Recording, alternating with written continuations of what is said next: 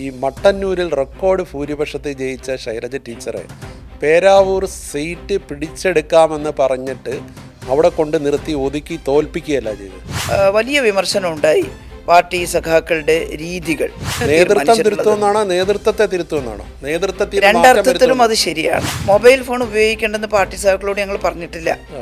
നല്ല വൃത്തിയുള്ള കുപ്പായോടുണ്ടാന്ന് പറഞ്ഞിട്ടില്ല. പ്രശ്നം എന്തേ ഉള്ളൂ, അവനവൻ അധ്വാനിച്ചുണ്ടാക്കുന്ന വരുമാനത്തിൽ കവിഞ്ഞ് വലിയ ചെലവുകൾ ചെയ്യുമ്പോൾ അത് എവിടെ നിന്ന് എന്ന ചോദ്യം പാർട്ടിക്കകത്തുണ്ടാവും. അപ്പോൾ എൻ്റെ കാര്യത്തിലും ഷംസീറിൻ്റെ കാര്യത്തിലും കണ്ണൂർ രണ്ടുപേരും മത്സരിക്കേണ്ടതില്ല എന്ന ആലോചനയാണ് വന്നത്.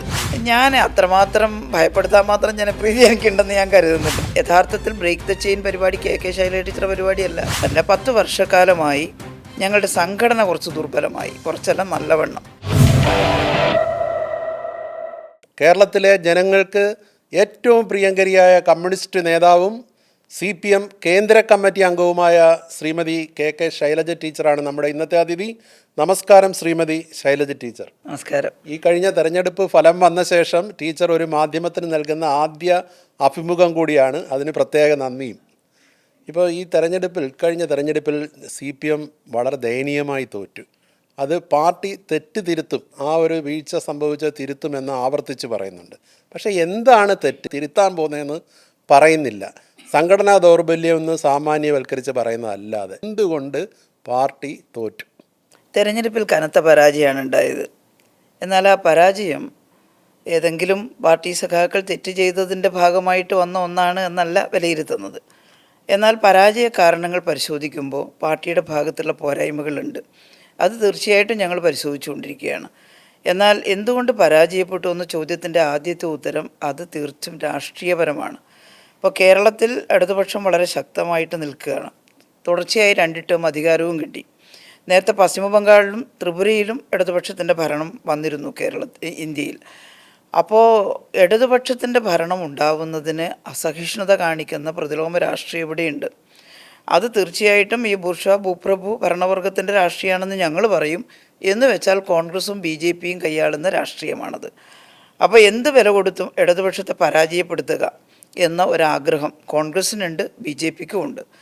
തെരഞ്ഞെടുപ്പെല്ലാം വരുമ്പോൾ ഇവരെല്ലാം അതിനനുസരിച്ചിട്ടാണ് കാര്യങ്ങൾ ചെയ്യുന്നത്. അതിൻ്റെ കൂടി ആ രാഷ്ട്രീയം ഇപ്പോൾ കേരളത്തിലെ തെരഞ്ഞെടുപ്പിൽ കഴിഞ്ഞ പാർലമെൻറ്റ് തെരഞ്ഞെടുപ്പ്, തുടർന്ന് വന്ന തദ്ദേശ സ്വയംഭരണ തെരഞ്ഞെടുപ്പ്, അതിനുശേഷം വന്ന അസംബ്ലി തെരഞ്ഞെടുപ്പ്, ഈ 3ലും ഇടതുപക്ഷത്തിന് പരാജയമാണ് ഉണ്ടായത്. അസംബ്ലി തെരഞ്ഞെടുപ്പ് ഏറ്റവും അവസാനം കഴിഞ്ഞതാണ്.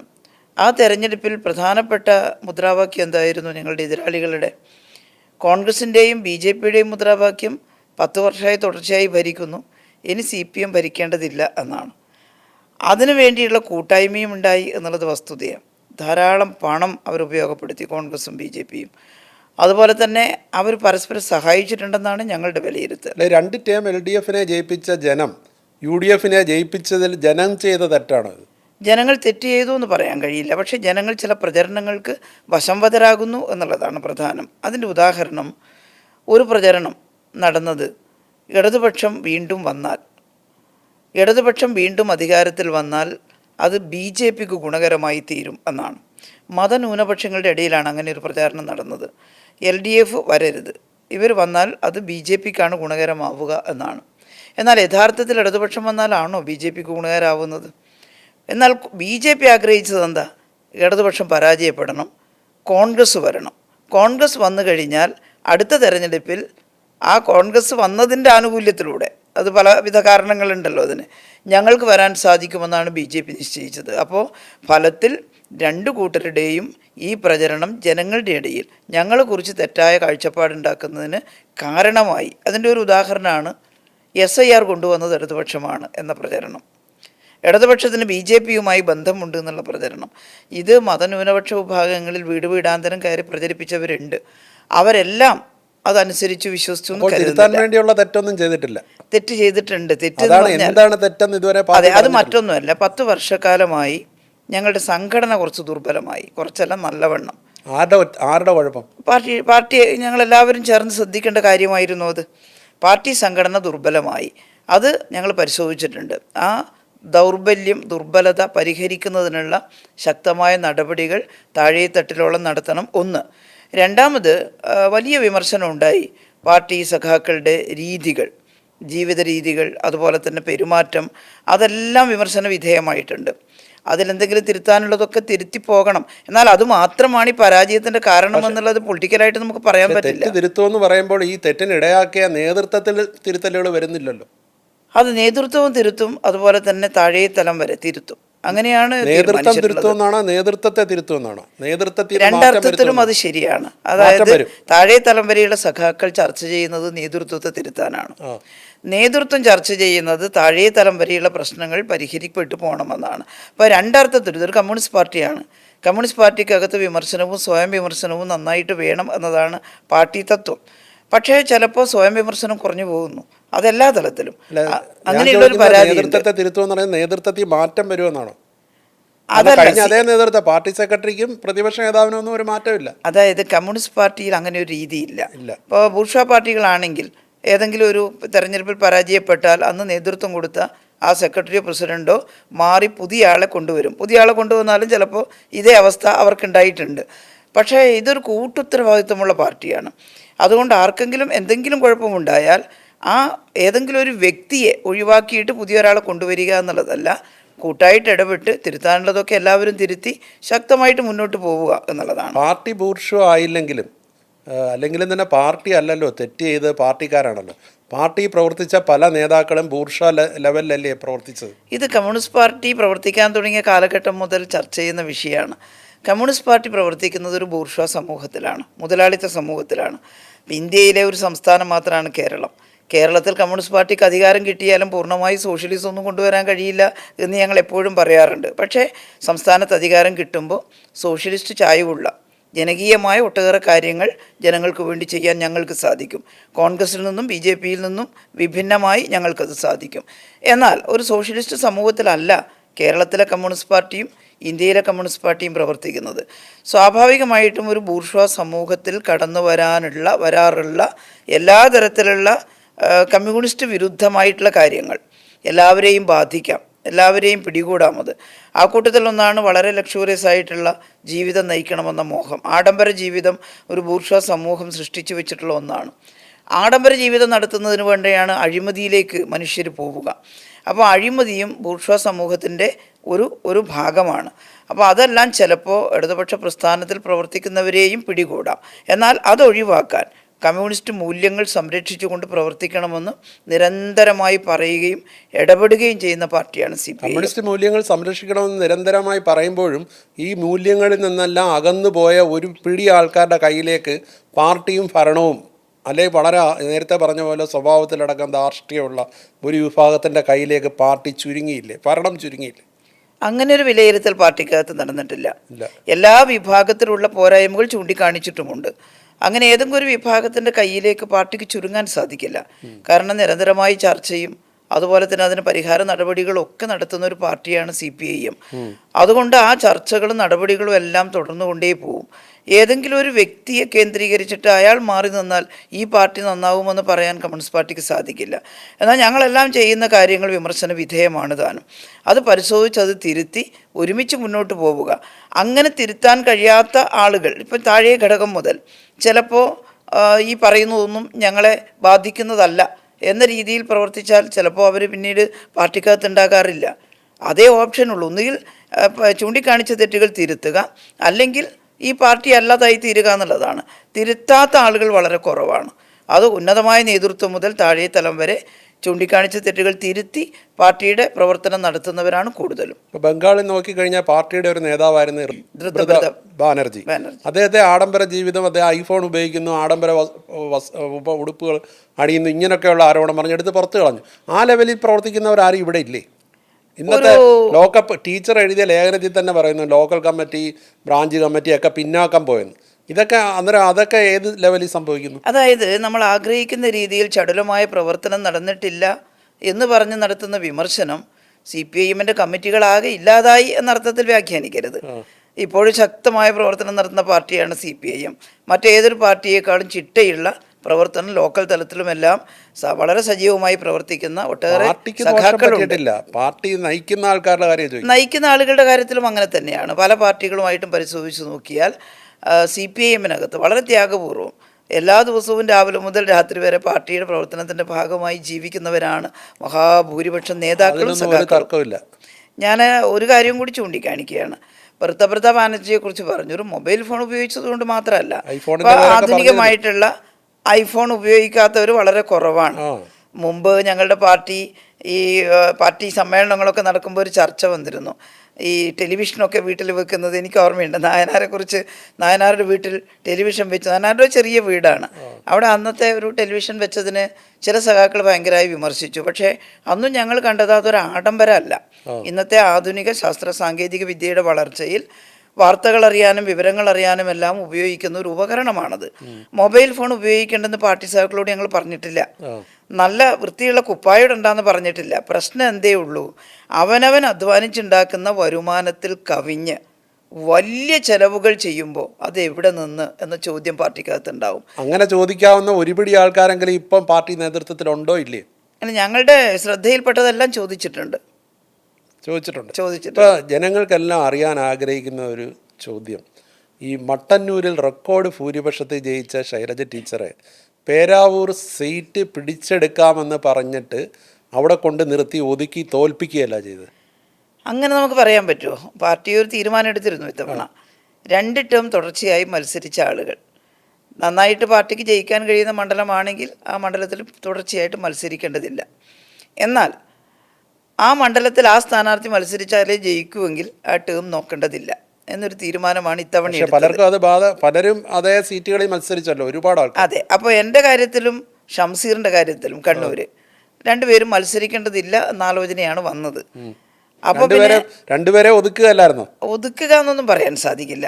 അങ്ങനെ ഒരു തീരുമാനം പാർട്ടി വന്ന് ഞങ്ങളത് ശിരസാ വഹിച്ചു. എന്നാൽ പാർട്ടി പാനലിൽ ഉണ്ടായിരിക്കണം എന്നുള്ള രീതിയിൽ പാർട്ടിക്കകത്ത് വീണ്ടും ചർച്ച ചെയ്യുകയും എന്നെ കൂടി മത്സരിപ്പിക്കാൻ ആലോചിക്കുകയും ചെയ്തു.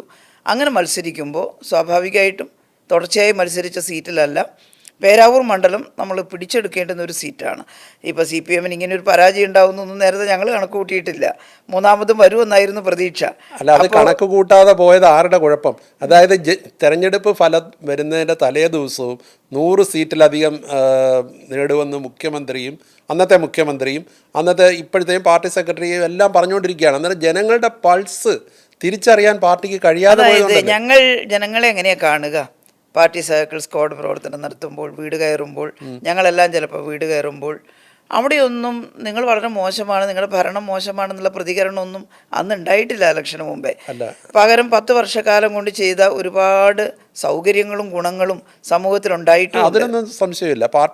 ഈ സർക്കാർ ഒരുപാട് കാര്യങ്ങൾ ചെയ്തിട്ടുണ്ട്. പക്ഷേ ജനങ്ങളിൽ നിന്ന് അകന്നു പോയി പാർട്ടി. അതുകൊണ്ടല്ലേ ഈ പൾസ് തിരിച്ചറിയാതെ പോയത്. അങ്ങനെ മാത്രം പറയാൻ സാധിക്കില്ല. അതിലൊരു വശം ഉണ്ടാകാം, ഞങ്ങൾ വേണ്ടത്ര ജനങ്ങളുടെ അടുത്തേക്ക് എത്തുന്നതിൽ പരാജയപ്പെട്ടു, ഞങ്ങൾ ചെയ്ത കാര്യങ്ങൾ എല്ലാവരെയും ബോധ്യപ്പെടുത്തുന്നതിൽ പരാജയപ്പെട്ടു എന്ന് പറയാം. എന്നാൽ അത് 100% അതാണെന്നും പറയാൻ കഴിയില്ല. ഞങ്ങൾ ജനങ്ങളുടെ ഇടയിൽ ഉണ്ടായിരുന്നു. ജനങ്ങളുടെ ഇടയിൽ നിന്നാണ് അവരുടെ എല്ലാ പ്രശ്നങ്ങളും ഏറ്റെടുത്തിട്ടുണ്ട്. സെൻട്രൽ ഗവൺമെൻറ് ജനങ്ങൾക്ക് വേണ്ടി തരാനുള്ളത് നിഷേധിക്കുമ്പോൾ ജനങ്ങളെ പങ്കെടുപ്പിച്ചുകൊണ്ട് സമരം നടത്തിയിട്ടുണ്ട്. പക്ഷേ വേണ്ടത്ര കേന്ദ്ര ഗവൺമെൻറ് സംസ്ഥാനത്തോട് കാണിക്കുന്ന അവഗണന അത് ജനങ്ങളിലേക്ക് എത്തിക്കാൻ ഞങ്ങൾക്ക് സാധിച്ചിട്ടില്ല എന്നുള്ളതാണ് സ്വയം വിമർശനപരമായി ഞങ്ങൾ കാണുന്നത്. അപ്പോൾ എല്ലാം ഞങ്ങൾ ചെയ്ത തെറ്റാണെന്നുള്ളതല്ല, ഞങ്ങൾ ചെയ്യാൻ പറ്റിയതിൻ്റെ മാക്സിമം ജനങ്ങൾക്ക് വേണ്ടി കൂടുതൽ തെറ്റുകൾ ചെയ്തു അങ്ങനെയും പറയാൻ സാധിക്കില്ല. ശരിയാണ് കൂടുതൽ ചെയ്തത്, തെറ്റൊന്നും പറയാൻ സാധിക്കില്ല. ഞങ്ങൾക്ക് ചില കാര്യങ്ങൾ ജനങ്ങളെ ബോധ്യപ്പെടുത്തുന്നതിൽ പോരായ്മ വന്നിട്ടുണ്ട്. ഉദാഹരണത്തിന് PSC എടുത്തു കഴിഞ്ഞാൽ ഈ കഴിഞ്ഞ 10 വർഷക്കാലത്ത് PSC നടന്ന അഴിമതി, സ്വജനപക്ഷപാതം, അതാണ് ഈ കഴിഞ്ഞ ഗവൺമെന്റിന്റെ ഏറ്റവും മോശപ്പെട്ട പ്രവൃത്തി എന്ന് വിശ്വസിക്കുന്ന ഒരാളാണ് ഞാൻ. ഇലക്ഷന് ശേഷമാണ് PSCയുടെ ഈ ബഹളമൊക്കെ ഉണ്ടായത്. അതെല്ലാം വെളിയിൽ പുറത്തു വന്നത് അധികാരത്തിൽ പുറത്തു പോയ. അങ്ങനെയാണെങ്കിൽ അതല്ലല്ലോ തെരഞ്ഞെടുപ്പിൽ പ്രതിഫലിച്ചത്. കാരണം അത് മാത്രമല്ല, PSCയിൽ ഉണ്ടായിട്ടുള്ളത് എന്താ, രാജേഷ് കൂടി ശ്രദ്ധിക്കേണ്ട ഒരു വിഷയമാണ്. PSCയിൽ ഒരു പരീക്ഷ, ഞാൻ ന്യായീകരിക്കാനൊന്നും പറയുന്നില്ല, ഒരു പരീക്ഷയിൽ 10 ചോദ്യങ്ങൾ മാറ്റി നിർത്തപ്പെട്ടു. അത് ഏതെങ്കിലും കുറച്ച് കുട്ടികൾക്ക് വേണ്ടി മാത്രമല്ല, എല്ലാവരും, അതൊരു ഒമിഷൻ വന്നു എന്നാണ് അവർ പറയുന്നത്. അത് മറ്റു ചിലരെ ജയിപ്പിക്കാൻ വേണ്ടിയാണെന്നുള്ള വ്യക്തമായിരുന്നല്ലോ. അല്ല, ആ 10 ചോദ്യം എല്ലാവർക്കും വേണ്ടി മാറ്റി നിർത്തപ്പെട്ടതാണ് അവർ വാദിക്കുന്നത്. ആ ഒരു പരീക്ഷ മാത്രമല്ലല്ലോ ടീച്ചറെ, ഇതിനു മുമ്പ് പോലീസിൽ കയറിയ യൂണിവേഴ്സിറ്റി കോളേജിലെ നേതാവ്, അത് കയറിയ SFIക്കാരെ പിന്നീട് ആ ജോലി തന്നെ പോയ കാര്യം അറിയാം. ചർച്ച ചെയ്യപ്പെടുന്ന ഒരു വിഷയമാണത്. PSC ആകെ അഴിമതിയിൽ മുങ്ങിക്കുളിച്ചൊന്നും പറയാൻ കഴിയില്ല. ഏതെങ്കിലും ഇത്തരത്തിലുള്ള പോരായ്മ ഉണ്ടായിട്ടുണ്ടെങ്കിൽ അന്വേഷണം ആകെ നടക്കട്ടെ. മുങ്ങിക്കുളിച്ചില്ലെങ്കിലും സ്വജനപക്ഷപാതം പ്രകടമായിട്ടുണ്ട്. എനിക്കത് അനുഭവത്തിൽ വന്നിരുന്നില്ല എന്നുള്ളത് സത്യമാണ്. കാരണം ഞങ്ങളാരും ഈ PSCയിൽ ആർക്കെങ്കിലും വേണ്ടി ഇടപെടുന്നവരല്ല. ഇപ്പോൾ ജനപ്രതിനിധി എന്നുള്ള നിലയിൽ എൻ്റെ അടുത്ത് പലരും വരാറുണ്ട്, ടീച്ചർ PSC ലിസ്റ്റിൽ പേരുണ്ട്, ഒന്ന് നിയമനം എളുപ്പമാക്കുക. അപ്പം ഞാൻ പറഞ്ഞു ഞങ്ങളുടെ പ്രവേശനമില്ല. ടീച്ചർ പറയുന്നില്ല PSC നമ്മൾ ഇടപെടുന്ന സ്ഥാപനം ഇടപെടാൻ പാടില്ല, അത് റാങ്ക് ലിസ്റ്റ് അനുസരിച്ച് മാത്രമേ കിട്ടുള്ളൂ. ഞാനെന്നും വിശ്വസിക്കുന്നത് അങ്ങനെ അല്ലാതെ കൊടുത്താൽ അത് വെളിയിൽ അറിയല്ലോ. ഇത് ഇന്നെല്ലാം ജനങ്ങളുടെ മുമ്പാകെ ഉള്ളതല്ലേ, കാര്യങ്ങൾ വെളിയിൽ അറിയാതെയും പോകും. അതെങ്ങനെ പോകുന്നു? PSC ലിസ്റ്റ് പ്രസിദ്ധീകരിക്കുന്നതല്ലേ, പണ്ടത്തെ കാലമല്ല. PSC ലിസ്റ്റ് എല്ലാം അവരുടെ നമുക്കിന്ന് വെബ്സൈറ്റിൽ കാണാം, ഓരോ PSC ലിസ്റ്റും പ്രസിദ്ധീകരിച്ചാൽ. അപ്പോൾ 5-ാമത്തെ ആൾക്ക് ജോലി കൊടുക്കാതെ 10-ാമത്തെ ആൾക്ക് കൊടുത്താൽ അപ്പം തന്നെ വിവരം അറിയും. അതുകൊണ്ട് അങ്ങനെ ഒരു വെട്ടിപ്പ് നടത്താൻ സാധ്യതയില്ല എന്നാണ് എൻ്റെ അഭിപ്രായം. ഇനി ഏതെങ്കിലും കാര്യത്തിൽ എന്തെങ്കിലും ഉണ്ടായിട്ടുണ്ടെങ്കിൽ അത് പരിശോധിക്കട്ടെ. ഒന്നാം പിണറായി സർക്കാരിലെ ഏറ്റവും തിളങ്ങിയ മന്ത്രിയായിരുന്നു ടീച്ചർ. പ്രത്യേകിച്ചും അന്ന് ഉണ്ടായ പ്രതിസന്ധി, നിപ്പ, കോവിഡ് അന്താരാഷ്ട്ര തലത്തിൽ ചർച്ച ചെയ്യപ്പെട്ടു. ഇന്ത്യയിലെ തന്നെ ഇതര സംസ്ഥാനങ്ങളിൽ നിന്ന് കേരളം എങ്ങനെ ഇത് മാനേജ് ചെയ്യുമെന്ന് ചോദിച്ചുള്ള ഫോൺ കോളുകൾ വരുന്നുണ്ടായിരുന്നു. അവരാൾക്കാർ വന്ന് ഇത് അന്വേഷിക്കുന്നു. അത്രയും തിളങ്ങിയത് ആരുടെയെങ്കിലും കണ്ണിലെ കരടായി മാറിയതുകൊണ്ടാണ് ടീച്ചറിന് 2ാം വട്ടം മന്ത്രിസ്ഥാനം തരാതെ പോയത്. അതൊന്നും അങ്ങനെ ചിന്തിക്കാൻ ഞാനാളല്ല. കാരണം അതൊരു ഗവൺമെൻറ്റിൻ്റെ ഭാഗമായിട്ട് ഞാൻ ചെയ്ത പ്രവർത്തനമാണ്. പക്ഷേ എൻ്റെ ഡിപ്പാർട്ട്മെൻറ്റിൻ്റെ ഉത്തരവാദിത്വം ഞാൻ കൃത്യമായിട്ട് നിർവഹിച്ചു എന്നാണ് എൻ്റെ അഭിപ്രായം. സാധാരണ സാധിക്കുന്നതിൻ്റെ പരമാവധി എന്നുള്ളതാണ്. ഏറ്റവും തിളങ്ങിയെന്നൊന്നും പറയുന്നത് ഞാനതൊന്നും അങ്ങനെ ഉള്ളിലെടുക്കുന്നില്ല. കാരണം അന്ന് ഞങ്ങളെല്ലാവരും നന്നായി പ്രവർത്തിച്ചിരുന്നു. പക്ഷേ വലിയ 2 ദുരന്തങ്ങൾ, രണ്ടല്ല, ഇപ്പോൾ നിപ്പ വൈറസ് ബാധ വന്നു. ഞാനാണെങ്കിൽ മുൻപ് പരിചയമുള്ള ഒരാളല്ല, പക്ഷേ ഇത് നിപ്പയാണ് എന്ന് അറിഞ്ഞപ്പോൾ, ഈ വൈറസിനെ കുറിച്ച് എനിക്കറിയില്ല, അന്ന് ഞാൻ ഗൂഗിൾ ചെയ്ത് നോക്കിയിട്ടാണ് ഇതെന്താ സാധനം എന്നുള്ളത് മനസ്സിലാക്കിയത്. അപ്പോഴാണിത് മലേഷ്യയിലെ സുങ്കായ് നിപ്പ നദിക്കരക്ക് വന്ന, അവിടെയാണ് ആദ്യം ഇത് പ്രത്യക്ഷപ്പെട്ടത്. ബാറ്റ്സാണ് ഇതിൻ്റെ കേരിയേഴ്സ് എന്നുള്ളതൊക്കെ മനസ്സിലായത്. അപ്പോൾ ഞാൻ അറിവുള്ളവരോട് എല്ലാവരോടും ചോദിച്ചു എന്താണ് പ്രതിവിധി.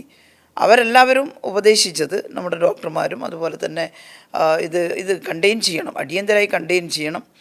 കേരളത്തിന് ഭയങ്കര ഭീഷണിയാണ്, കാരണം കേരളത്തിൽ പോപ്പുലേഷൻ ഡെൻസിറ്റി കൂടുതലാണ്. അപ്പോൾ നമ്മളിതിനെ തടഞ്ഞേ മതിയാവും. അന്നാണ് ഞാൻ ആദ്യമായിട്ട് ക്വാറൻറ്റൈനും ഐസൊലേഷനും എല്ലാം കേട്ടത്. പക്ഷേ ഒരു കാര്യം ചെയ്തു, ഉള്ളിൽ ഒരു ചോദനയുണ്ടായി. അതായത് പെട്ടെന്ന് മീറ്റിംഗ് വിളിച്ചു ചേർക്കണം, പെട്ടെന്ന് തടയാനുള്ള നടപടികൾ സ്വീകരിക്കും. അങ്ങനെയാണ് ഞാൻ കോഴിക്കോട് ഗസ്റ്റ് ഹൗസിൽ അവിടെ പോയി താമസിച്ച ഗസ്റ്റ് ഹൗസിനെ ഇതിൻ്റെ കൺട്രോൾ റൂമാക്കി മാറ്റിയിട്ട് അവിടെ മീറ്റിങ്ങൊക്കെ വെച്ചത്. അത് ശ്രദ്ധിക്കപ്പെടും നാളെയെന്ന് കരുതിയിട്ടല്ല, ശരിക്കും പറഞ്ഞാൽ പേടിച്ചിട്ടാണ്. മനുഷ്യർ മരിച്ചു പോകുമല്ലോ, എന്നാൽ പേടി കാണിച്ചിട്ടില്ല. എന്നോട് ചിലർ ചോദിച്ചു മന്ത്രിക്ക് പേടിയില്ലേ. അപ്പം ഞാൻ അന്ന് പറഞ്ഞൊരു വാചകം ചിലരെല്ലാം പിന്നെ പകർത്തി പറഞ്ഞു, ഞാൻ ഭയന്നാൽ ഈ നാടാകെ ഭയക്കും, എന്നെയാണ് എല്ലാവരും നോക്കുന്നത് ആരോഗ്യമന്ത്രി എന്നുള്ള നിലയിൽ. അപ്പോൾ അന്ന് പറഞ്ഞിട്ടുള്ളൊരു വാചകമാണ് ഭയം വേണ്ട, ജാഗ്രത മതി എന്നുള്ളത്. അതിൻ്റെ ഒരു വലിയ ക്യാപ്ഷനായിട്ട് വന്നു. പക്ഷേ ഒരുപാട് മനുഷ്യരുടെ ത്യാഗപൂർണമായിട്ടുള്ള പ്രവർത്തനം, എണ്ണയിട്ട യന്ത്രം പോലെ. അത് ശൈലജ ടീച്ചർ എന്ന് പറയുന്നൊരു വ്യക്തിയല്ല, അതിന് നേതൃത്വം നൽകി. അതിൽ ഞാൻ ഉണ്ടായിരുന്നു. ഈ പരസ്പരമുള്ള യോജിപ്പ്, ഹെൽത്ത് സർവീസ് വിഭാഗത്തെയും മെഡിക്കൽ എഡ്യൂക്കേഷൻ വിഭാഗത്തെയും എല്ലാം ഒരുമിച്ച് നിർത്തുക, സെൻട്രൽ നിന്ന് വന്ന ടീമിനെ ഇവരുമായി പിണങ്ങാതെ കൂടെ കൊണ്ടുപോയി, ഇതൊക്കെ എൻ്റെ ഒരു ഉത്തരവാദിത്തമായിരുന്നു. അത് നിർവഹിക്കാൻ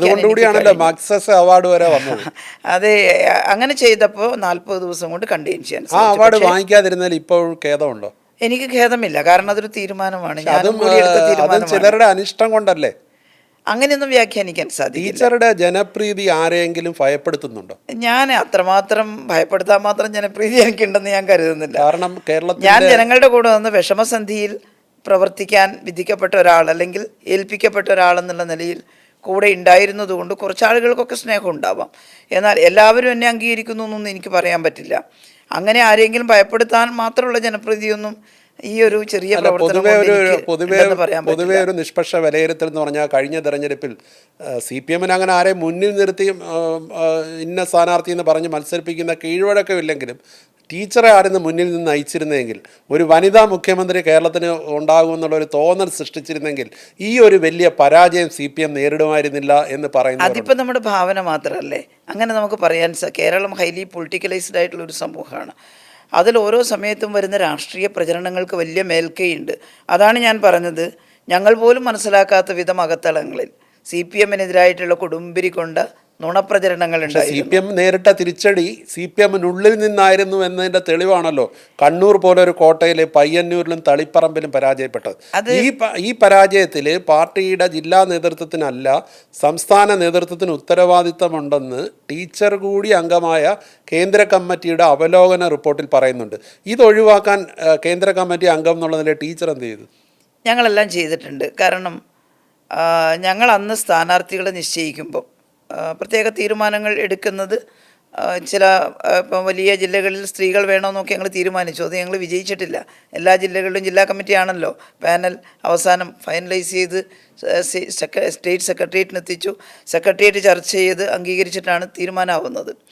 അപ്പോൾ അങ്ങനെ വരുമ്പോൾ കണ്ണൂർ ജില്ലയിലെ സ്ഥാനാർത്ഥി നിർണയം നടത്തുമ്പോൾ തളിപ്പറമ്പിലെയും പയ്യന്നൂരെയും സ്ഥാനാർത്ഥിത്വത്തിൽ എതിരഭിപ്രായങ്ങളുണ്ടായിരുന്നു അവിടെ. എന്നാൽ എല്ലാവരും എതിരഭിപ്രായം പറഞ്ഞിട്ടുമില്ല.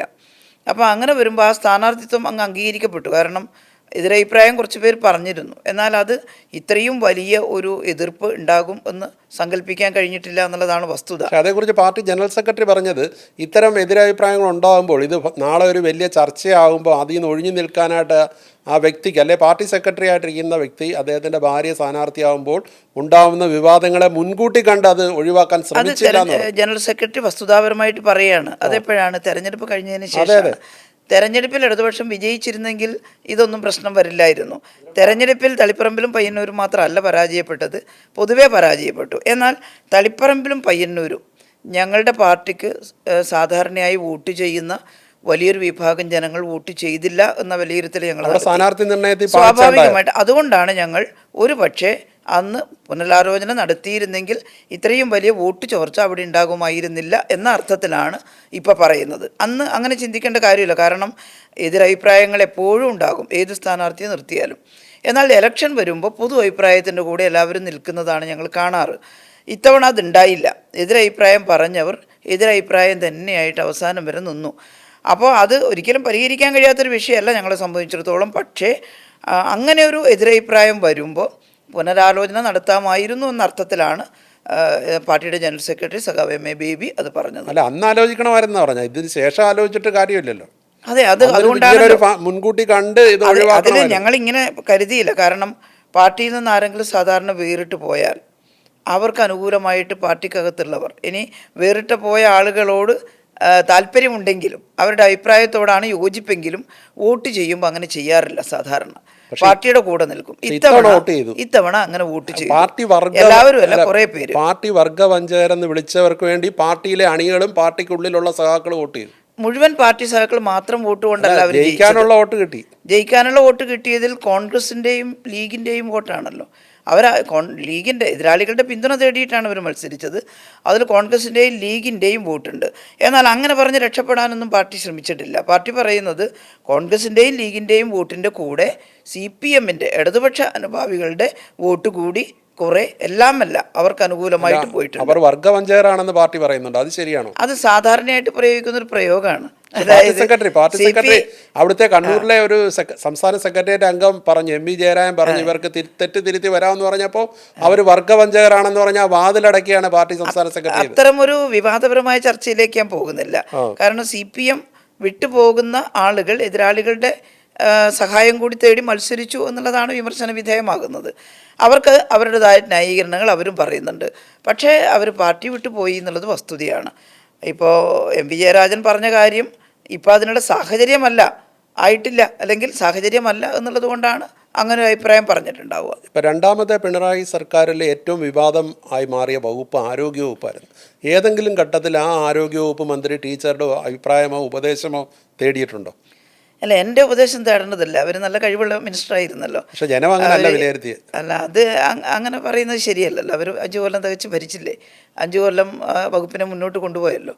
അപ്പോൾ എൻ്റെ ഉപദേശം തേടേണ്ട കാര്യം അവർക്ക് യഥാർത്ഥത്തിൽ ഇല്ല. പാർട്ടി എന്തെല്ലാം പറഞ്ഞാലും പാർട്ടിയാണ് ഉപദേശിക്കുന്നത്, ഞാനല്ല. ടീച്ചറെ കോർണർ ചെയ്യുന്നു എന്നുള്ളൊരു ഫീല് പൊതുജനങ്ങൾക്കിടയിലുണ്ട്. കാരണം ഇപ്പോൾ കഴിഞ്ഞ കോവിഡ് കാലത്ത് ടീച്ചർ മന്ത്രിയായിട്ടിരിക്കുമ്പോൾ നടത്തിയ ബ്രേക്ക് ദ ചെയിൻ ആ പദ്ധതിയുടെ പേരിൽ അത് ആ കാലത്ത് അന്ന് ആവശ്യമായിരുന്നു.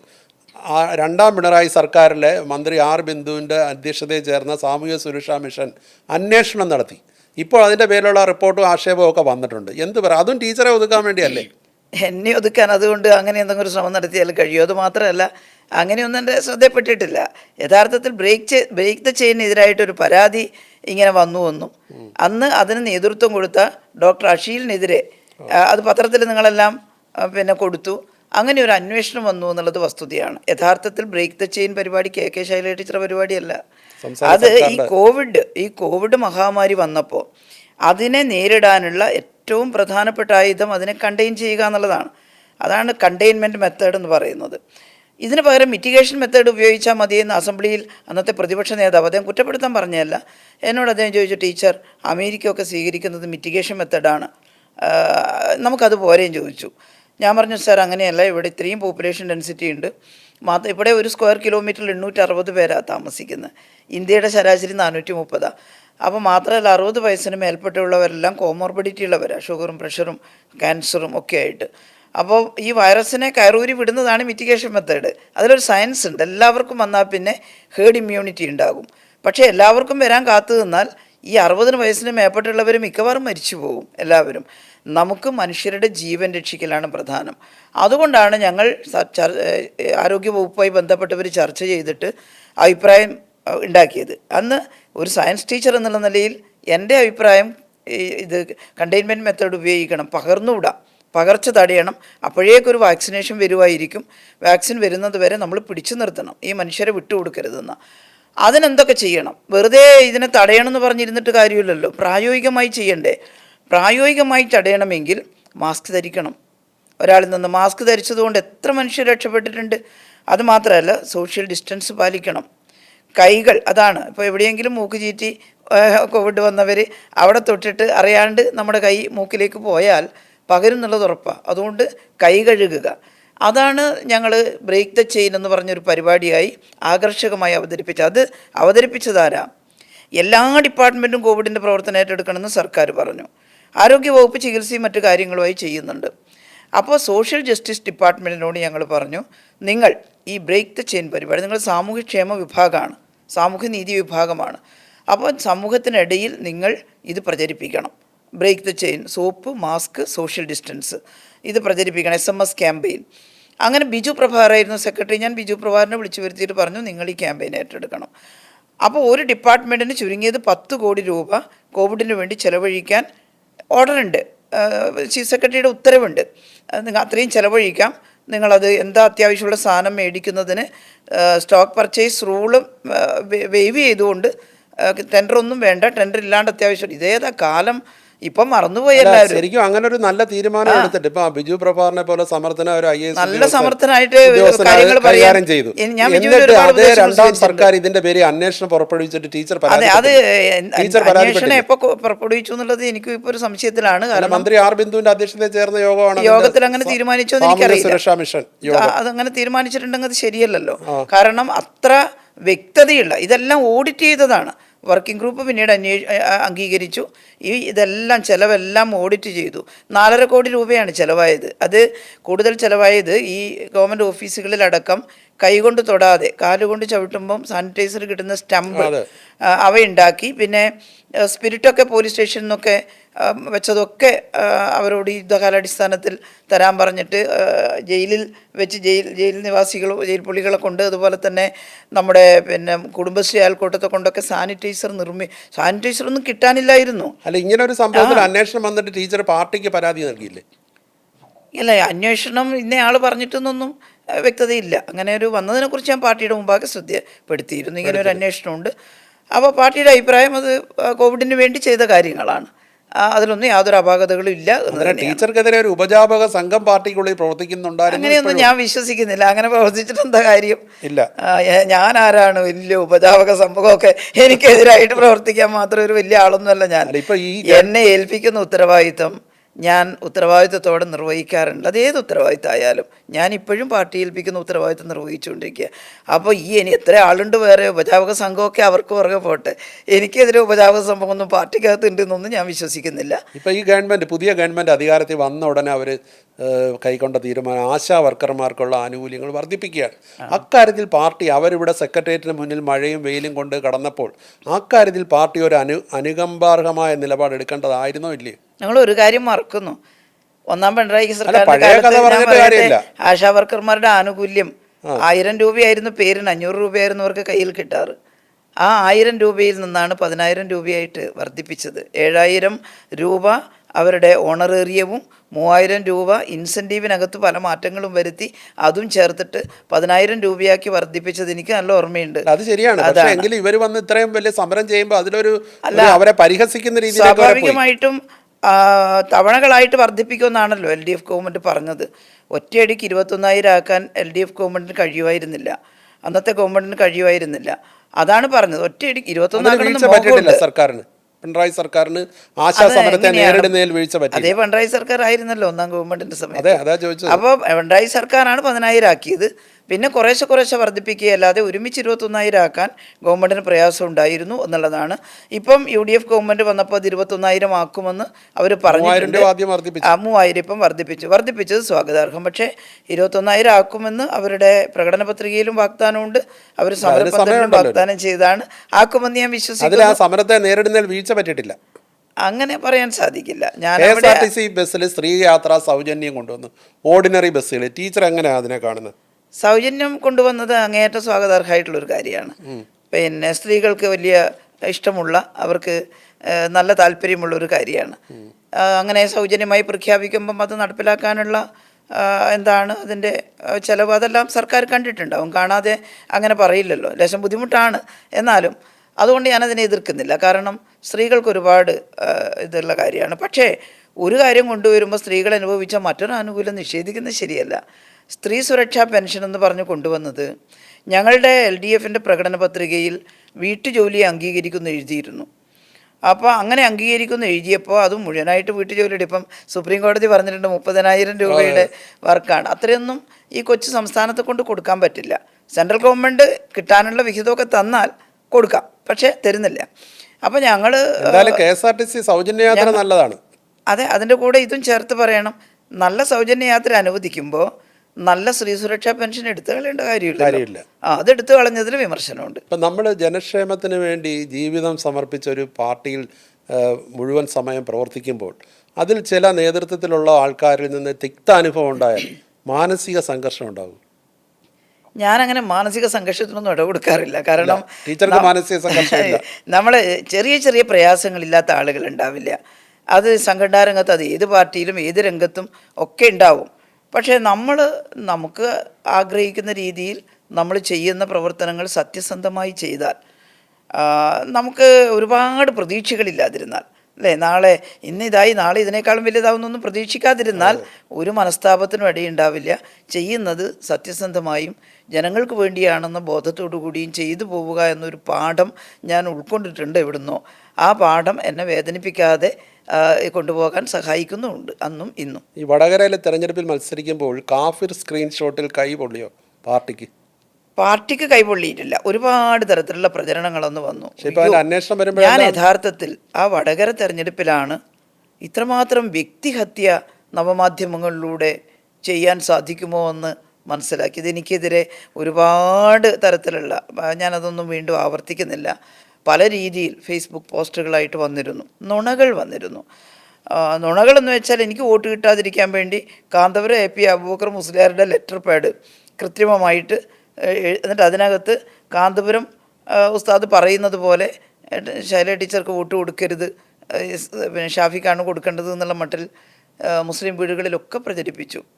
അപ്പോൾ ഞാൻ അവിടെ വിളിച്ചിട്ട് പറഞ്ഞു, ഞാൻ നിങ്ങൾക്കൊന്നും ദ്രോഹമൊന്നും ചെയ്തിട്ടില്ലല്ലോ, നിങ്ങൾ ആർക്കെങ്കിലും ഒരാൾക്ക് വേണ്ടി വോട്ട് ചോദിക്കുന്നതിന് വിരോധമില്ല, പക്ഷേ എനിക്ക് വോട്ട് കൊടുക്കരുത് എന്ന് പറഞ്ഞിട്ട് ഇങ്ങനെ പ്രചരിപ്പിക്കാൻ എന്താ കാര്യം എന്ന് ഞാൻ ചോദിച്ചു.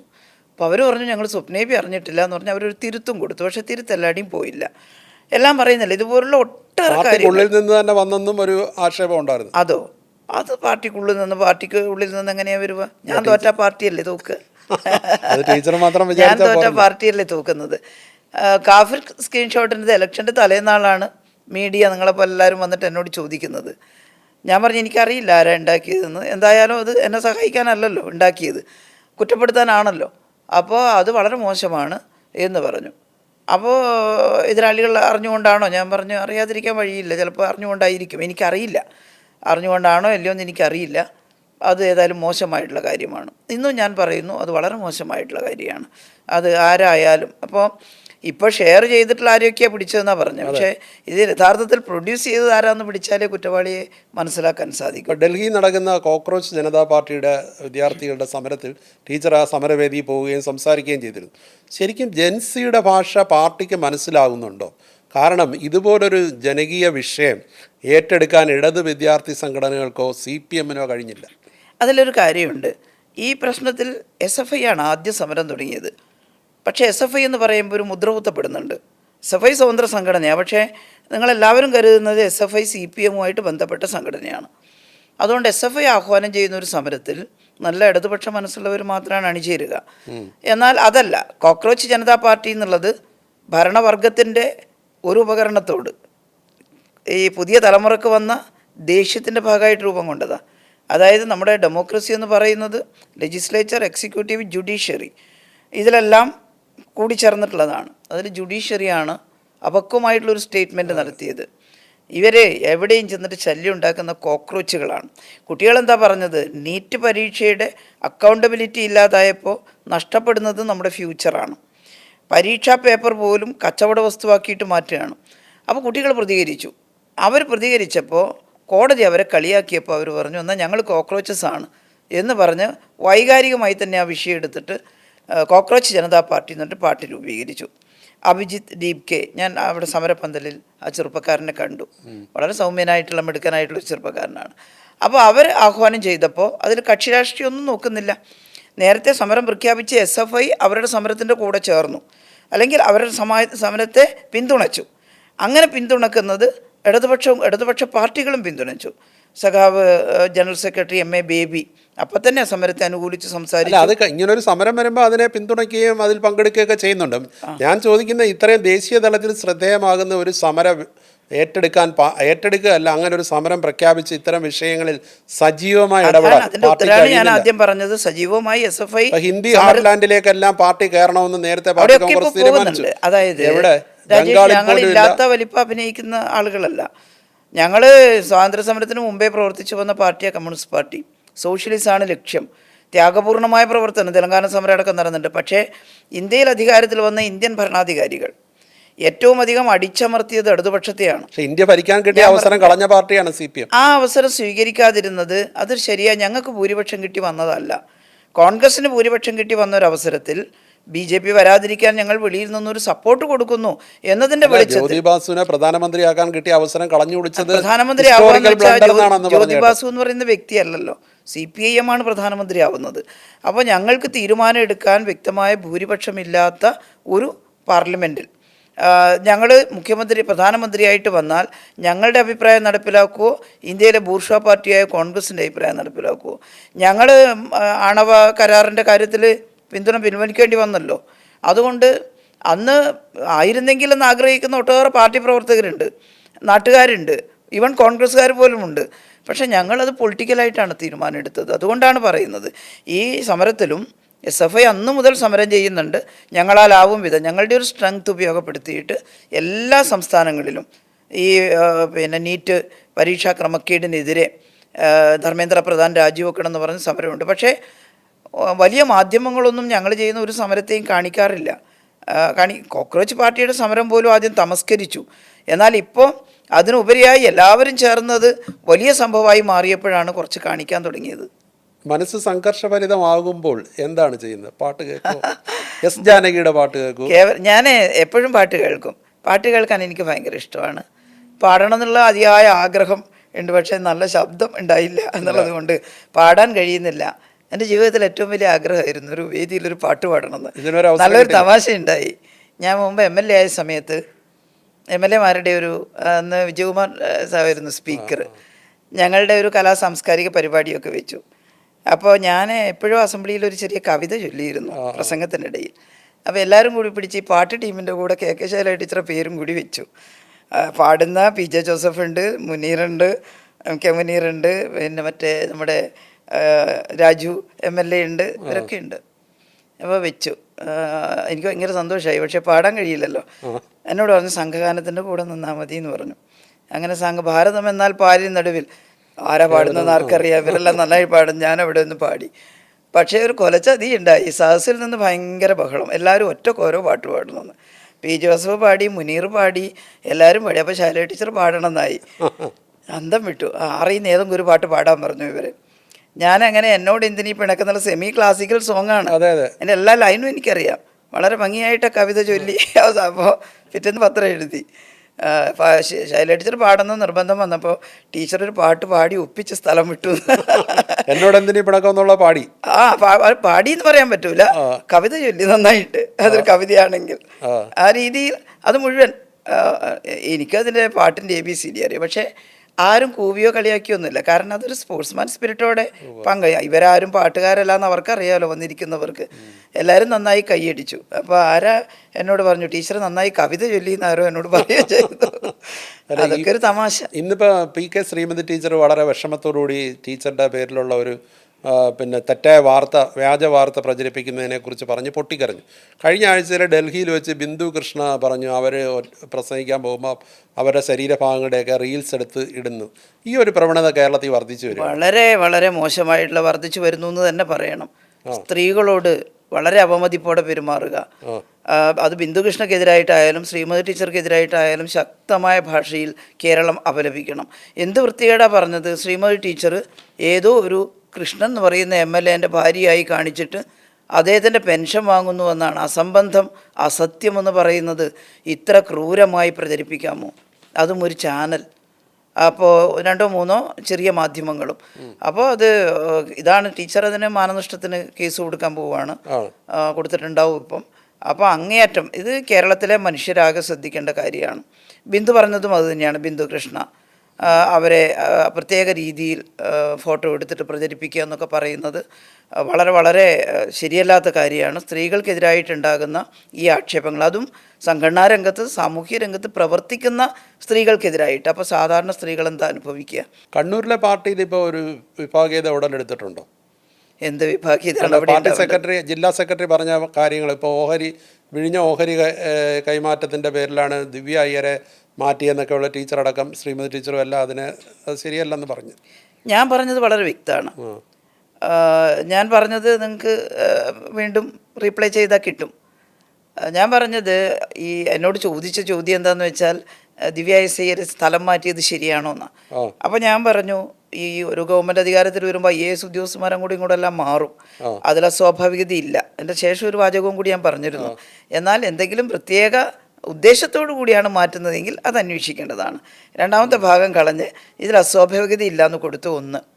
രണ്ടാമത് എന്നോട് ചോദിച്ചത് വിഴിഞ്ഞം വിവാദ വിഷയമാക്കേണ്ടതുണ്ടോ എന്നാണ്. ഞാൻ പറഞ്ഞു, IASകാരുടെ സ്ഥലം മാറ്റത്തെക്കുറിച്ച് ഞാൻ പറയേണ്ടത് പറഞ്ഞു. വിഴിഞ്ഞത്തെക്കുറിച്ച് അങ്ങനെയല്ല, അതിപ്പോൾ വിവാദമാണ്. എന്താ വിവാദം? അത് UDF ഉണ്ടാക്കിയതാണ്. LDF വളരെയധികം പരിശ്രമിച്ചിട്ടാണ് വിഴിഞ്ഞം പോർട്ട് യാഥാർത്ഥ്യമാക്കിയത്. LDF വരുന്നതിന് മുമ്പ് തന്നെ അദാനിയുമായിട്ടുള്ള കരാറുണ്ടായിരുന്നു ഉമ്മൻചാണ്ടി സാറിൻ്റെ കാലത്ത്. എന്നാൽ ഞങ്ങൾ ആ കരാറിൽ നിന്ന് പിൻവാങ്ങാൻ അതത്ര എളുപ്പമല്ല ഒരു കരാറുണ്ടായാൽ. മാത്രമല്ല, ഇതൊക്കെ വലിയ വലിയ ഏജൻസികൾക്ക് മാത്രമേ തുറമുഖമൊക്കെ ഉണ്ടാക്കാൻ സാധിക്കുകയുള്ളൂ. അതിന് കോമ്പിറ്റൻ്റ് ആയിട്ടുള്ള ആളുകളെ ഏൽപ്പിക്കാതെ ഞങ്ങൾ സംസ്ഥാന ഗവൺമെൻറ് ചെയ്തോളാം എന്ന് പറഞ്ഞാൽ കഴിയില്ല. അതുകൊണ്ട് ആ കരാർ നിലനിർത്തി. പക്ഷേ ആ കരാറിനകത്ത് തന്നെ ഇതിൻ്റെ കൺട്രോൾ സംസ്ഥാന ഗവൺമെൻറ്റിൻ്റെ കയ്യിൽ നിൽക്കുന്ന വിധത്തിലാണ് ഇതിൻ്റെ ഓഹരികൾ തീരുമാനിച്ചത്. അപ്പോൾ അദാനിക്കൊരു നല്ല ഓഹരി അതിനകത്തുണ്ട്, ഏകദേശം 49%. ആ ഓഹരിയിൽ നിന്ന് അദാനിക്കത് കൈമാറ്റം ചെയ്യണമെങ്കിൽ സംസ്ഥാന സർക്കാരിൻ്റെ മുൻകൂർ അനുമതി വാങ്ങണം. ആ വ്യവസ്ഥയും കൂടി കരാറിലുണ്ട്. അത് വെക്കുന്നത് സംസ്ഥാനത്തിൻ്റെ കൺട്രോൾ നിലനിർത്താൻ വേണ്ടിയിട്ടാണ്. എന്നാൽ UDF വന്നപ്പോൾ അദാനി സംസ്ഥാന സർക്കാരിനോട് ആലോചിക്കാതെ കരാർ കൈമാറാൻ തീരുമാനിച്ചു. അപ്പോഴാണ് ബഹളം ഉണ്ടായത്. അപ്പോൾ അത് ശരിയല്ല എന്ന് പറഞ്ഞു. കേരളത്തിൻ്റെ ബഹുമാനായിട്ടുള്ള മുഖ്യമന്ത്രി VD സതീശനും പറഞ്ഞു, ഞാൻ അറിയില്ല, സർക്കാരിനോട് ചോദിച്ചിട്ടില്ല എന്ന് അന്ന് പറയുകയുണ്ടായി. അപ്പോൾ സർക്കാരിനോട് ചോദിക്കണം. സർക്കാർ അറിയാതെ കൈമാറ്റം നടത്തുന്നത് ശരിയല്ല, അത് UDF സർക്കാർ ശ്രദ്ധിക്കേണ്ടുന്ന വിഷയമാണ് എന്ന തരത്തിലാണ് വിവാദം ഉണ്ടായത്. ആ വിവാദം ശരിയുമാണ്. അതുകൊണ്ട് എന്നോട് ചോദിക്കുന്നു. പിന്നെ പിറ്റേന്ന് മീഡിയ ഒക്കെ കൊടുത്തിട്ടുണ്ട്, ഞാനും EP ശ്രീമതി ടീച്ചറെല്ലാം കൂടി എന്തോ കണ്ണൂർ ഒരു പ്രത്യേക ഗ്രൂപ്പാകുന്നു. ഞാനൊരിക്കലും പാർട്ടിക്കകത്ത് ഒരു ഗ്രൂപ്പും ഇല്ല, ഗ്രൂപ്പിസോ ഇല്ല. ഞാൻ എൻ്റെ പാർട്ടി പ്രവർത്തനം നടത്തി മുന്നോട്ട് പോകുന്നു. കണ്ണൂർ അങ്ങനെ ഞങ്ങളെല്ലാം കൂടിയിട്ടുള്ളൊരു ഗ്രൂപ്പൊന്നും കണ്ണൂരില്ല. തിരിച്ചുവരവ് അനിവാര്യമാണെന്ന് പറയുന്നു. പക്ഷേ എങ്ങനെ തിരിച്ചുവരവ് അനിവാര്യമാകുന്നത് പാർട്ടിക്കല്ല, എന്നാൽ പാർട്ടിക്കാണ് താനും. അതെങ്ങനെയാണ്? അത് ജനങ്ങൾക്ക് വേണ്ടിയാണ്. കാരണം ഈ BJP കോൺഗ്രസ് ഗവൺമെൻറ്റുകൾ ഉണ്ടാക്കിയിട്ടുള്ള ഭവിഷ്യത്തുകളുണ്ട് ഈ രാജ്യത്ത് ഉള്ള ജനക്ഷേമ പദ്ധതികളെ തകർക്കുന്ന പദ്ധതികൾ ഉണ്ടാകുമ്പോൾ അതിനെതിരെ ആരാ നിൽക്കുക? ഇടതുപക്ഷം. അതുകൊണ്ട് ഇടതുപക്ഷം വളർന്നു വരേണ്ടത് ഈ ജനങ്ങൾക്ക് ഇതെല്ലാം നേടിയത് സംരക്ഷിക്കാൻ ആഗ്രഹിക്കുന്ന, കൂടുതൽ മെച്ചപ്പെട്ട് വരാൻ ആഗ്രഹിക്കുന്ന സാധാരണ ജനങ്ങളുടെ ആവശ്യകതയാണ്. അപ്പോൾ ഇടതുപക്ഷമാണ് ശക്തമായി ഇന്ത്യൻ മതേതരത്വത്തിന് വേണ്ടി നിലകൊള്ളുന്നത്, അതിനുവേണ്ടി പ്രായോഗികമായിട്ട് ചെറുത്ത് നിൽക്കുന്നത്. ആ ഇടതുപക്ഷം ഇല്ലാതാകുന്നത് ശരിയല്ലല്ലോ. ഞങ്ങൾ മാത്രമല്ല, ഇപ്പം ഈ കേരളത്തിൻ്റെ മുഖ്യമന്ത്രി അടക്കം പറഞ്ഞു CPM ക്ഷയിച്ചു പോകുന്നത് അത്ര സന്തോഷമുള്ള കാര്യമല്ല. യഥാർത്ഥ ലെഫ്റ്റ് അവരാണെന്നാണ് മുഖ്യമന്ത്രി പറഞ്ഞത്. അതിൻ്റെ കൂടെ ഇതും പറഞ്ഞു CPM ക്ഷയിച്ചു പോകുന്നത് ഞങ്ങൾ ജനങ്ങളും ആഗ്രഹിക്കുന്നില്ല. അത്രയെങ്കിലും പറഞ്ഞു. ജനങ്ങളും നേതൃത്വത്തിലുള്ളവരായിരിക്കും ആഗ്രഹിക്കുന്നത്. ഞങ്ങളും ആഗ്രഹിക്കുന്നു. ഞങ്ങൾ അങ്ങനെ ആഗ്രഹിച്ച പിന്നെ ഞങ്ങളുണ്ടോ? ഒരു വിഭാഗം ആഗ്രഹിക്കാൻ പറ്റില്ലല്ലോ. ആഗ്രഹിച്ച പിന്നെ പാർട്ടി ഉണ്ടോ? അതുകൊണ്ട് ഇല്ല, അങ്ങനെ ഒരു ആഗ്രഹം പാർട്ടിക്കകത്ത് ഉണ്ടാവില്ലല്ലോ. അതുകൊണ്ടാണ് ഞങ്ങൾ പറയുന്നത് ജനങ്ങൾക്ക് ഒരുപാട് തെറ്റിദ്ധാരണ ഉണ്ടായിട്ടുണ്ട്. അത് തിരുത്താൻ ഞങ്ങളുടെ ഇടപെടലിലൂടെ സാധിക്കുമെന്ന് വിശ്വസിക്കുന്നു. ജനങ്ങൾ പാർട്ടിയെ മനസ്സിലാക്കി വോട്ട് ചെയ്യുകയല്ലായിരുന്നു. അതൊരു ചെറിയ വിഭാഗം ആരെങ്കിലും അങ്ങനെ ചിന്തിച്ചിട്ടുണ്ടോ എന്നറിയില്ല. പക്ഷേ അങ്ങനെ ചിന്തിക്കാൻ മാത്രം പാർട്ടി തകർന്നു. 35% വന്നില്ലേ? 37%. 37 അതിൻ്റെ അടുത്തൊക്കെ പണ്ടും വന്നിരുന്നു. 77 എല്ലാവരുടെയും ജയിച്ചപ്പോൾ ഞങ്ങൾ തോറ്റുപോയല്ലോ ഇവിടെ, ഒറ്റ സീറ്റില്ലാതെ. എന്നിട്ട് വീണ്ടും 99 സീറ്റ് കിട്ടി ഇടതുപക്ഷം വരികയും ചെയ്തിട്ടുണ്ട്. പക്ഷേ ഞങ്ങൾ ആ സിമ്പിൾ ലോജിക്കിലേക്ക് പോകുന്നില്ല. അല്ല, എൻ്റെ ചോദ്യം പാർട്ടി തിരിച്ചു വരുമോ ഇല്ലേ എന്നുള്ളതാണ്. തിരിച്ചു വരുമെന്നുള്ളതാണ് എൻ്റെ ഉത്തമ വിശ്വാസം. കാരണം ജനങ്ങളുടെ ഇടയിൽ നിന്ന് അവരുടെ പ്രശ്നങ്ങൾ ഏറ്റെടുത്ത് അവരുടെ കൂട്ടത്തിൽ ഞങ്ങൾ പ്രവർത്തിക്കുന്നു. അതുകൊണ്ട് ജനങ്ങൾ മനസ്സിലാക്കും ഈ ഗവൺമെൻറ് ഉള്ളപ്പോഴായിരുന്നു ജനക്ഷേമപരമായി ഇത്രയും നടപടികൾ വന്നിരുന്നത്. അത് തുടരണമെങ്കിൽ ഇടതുപക്ഷം ഉണ്ടാകുന്നതാണ് ശരിയെന്ന് ജനങ്ങൾ ബോധ്യപ്പെടും. പാർട്ടി കേരളത്തിൽ മാത്രമായിട്ട് ഇപ്പോൾ ചുരുങ്ങുകയല്ലേ? ഈ കമ്മ്യൂണിസ്റ്റ് പാർട്ടികളുടെ ചരിത്രത്തിൽ ഇങ്ങനെയുള്ള പിന്നോട്ടടികൾ ധാരാളം ഉണ്ടാകാറുണ്ട്. കാരണം എത്ര നന്നായിട്ട് ഭരിച്ചാലും ഇന്ന് മുതലാളിത്തത്തിൻ്റെ കയ്യിലാണ് സമ്പത്തും സാങ്കേതിക വിദ്യയും ഒക്കെ ഉള്ളത്. അപ്പോൾ ടീച്ചർ ഞാൻ പറയുന്നത് വരുമെന്നാണ്. തീർച്ചയായിട്ടും പാർട്ടി തിരിച്ചു വരും. അപ്പോൾ ടീച്ചർ പറയുന്ന പോലെ പാർട്ടി തിരിച്ചു വരട്ടെ. എല്ലാ ആശംസകളും. സന്തോഷം ഇത്രയും ചോദിച്ചതിനും പറഞ്ഞതിനും.